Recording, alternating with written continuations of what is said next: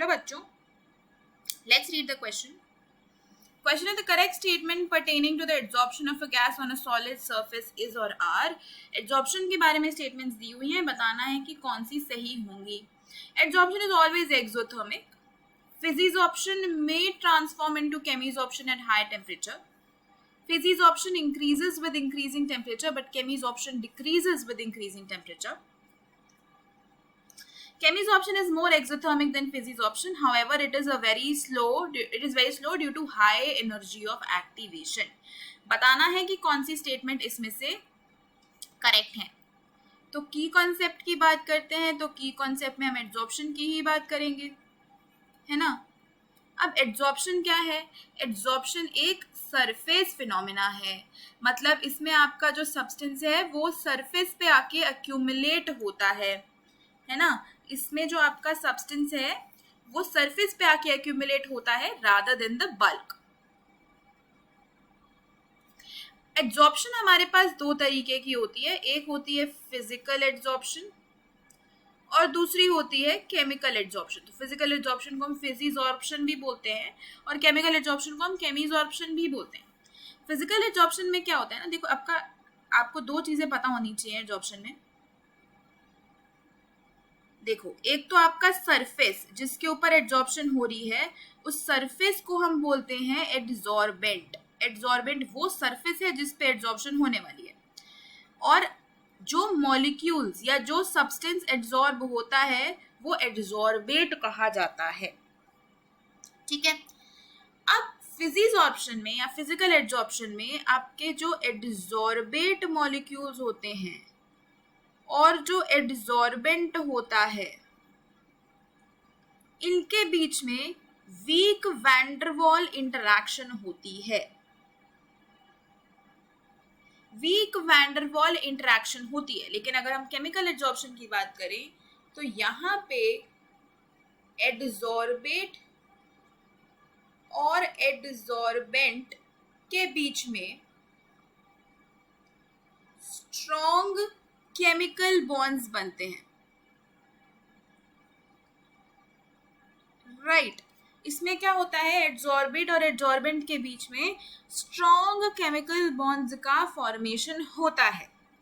ये chemical bonds covalent या आयनिक कुछ भी हो सकते हैं. तो अगर हम बात करें ओवरऑल एड्सॉर्प्शन फिनोमेना की, तो एड्सॉर्प्शन आपका जो फिनोमेना है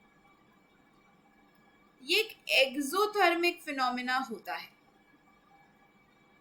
क्योंकि देखो, जब भी एक मॉलिक्यूल आकर सरफेस पे एड्सॉर्ब होने वाला है, ये सरफेस है जिस पे एड्सॉर्प्शन हो रही है, तो जब भी एक मॉलिक्यूल आके सरफेस पे एड्सॉर्ब होगा तो कुछ एनर्जी रिलीज होगी, क्योंकि वो मॉलिक्यूल आ रहा है, कुछ बॉन्ड बना रहा है सरफेस के साथ, चाहे वो वीक है चाहे वो स्ट्रॉन्ग है. तो आके वो कुछ इंटरेक्शन कर रहा है, कुछ बॉन्ड बना रहा है, तो इसकी वजह से कुछ एनर्जी हमेशा रिलीज होती है. तो एड्सॉर्प्शन हमेशा एक्सोथर्मिक ही होता है. So this is a factual statement and adsorption हमेशा एक्सोथर्मिक रहेगा. ये स्टेटमेंट ट्रू है. There are very exceptional cases जहाँ पे एड्सॉर्प्शन एंडोथर्मिक भी हो सकता है, but that is very very exceptional. एक या दो केसेस ही ऐसे हैं, लेकिन हम फैक्चुअली यही कहते हैं कि adsorption is always exothermic. Physisorption में transform into chemisorption at high temperature, ये वाली स्टेटमेंट भी हमारी ट्रू है. फिजिकल एड्सॉर्प्शन को आप केमिकल एड्सॉर्प्शन में कन्वर्ट कर सकते हो अगर आप बहुत ही ज्यादा हाई टेम्परेचर दे दो. क्योंकि अगर हम high temperature they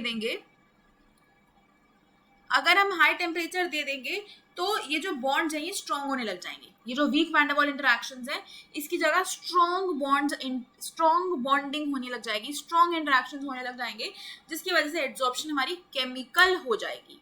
strong interaction between adsorbate and adsorbent हो जाएगा. राइट. ये स्टेटमेंट भी सही हो गई. अगला है physisorption increases with increasing temperature but chemisorption decreases with increasing temperature. ये स्टेटमेंट हमारी बिल्कुल गलत है.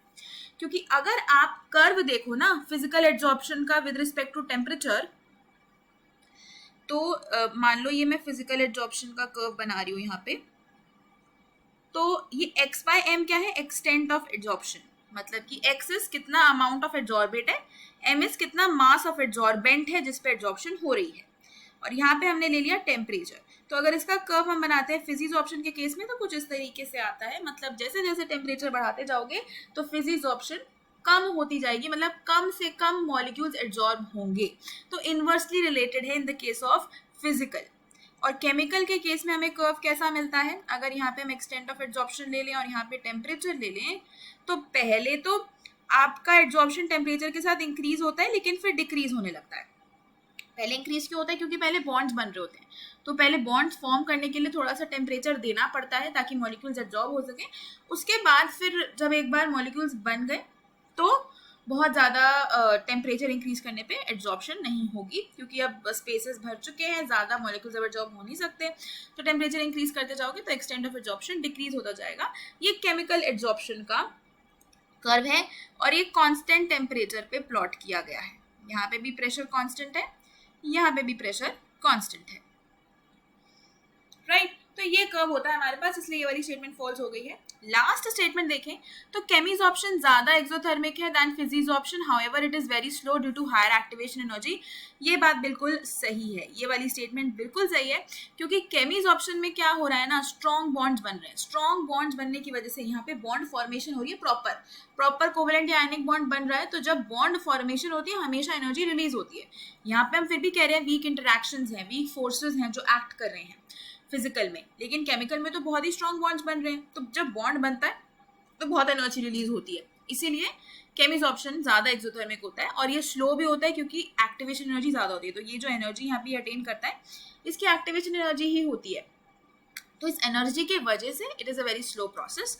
तो ये भी स्टेटमेंट ट्रू हो गई। तो हमारा जो करेक्ट आंसर यहाँ पे होगा कि कौन कौन सी स्टेटमेंट्स हमारी ट्रू है अबाउट एड्जॉर्प्शन, वो हो जाएगा ऑप्शन ए, बी, डी। ये सारी की सारी स्टेटमेंट्स फैक्चुअल हैं। Hope you understood it well. Best of luck.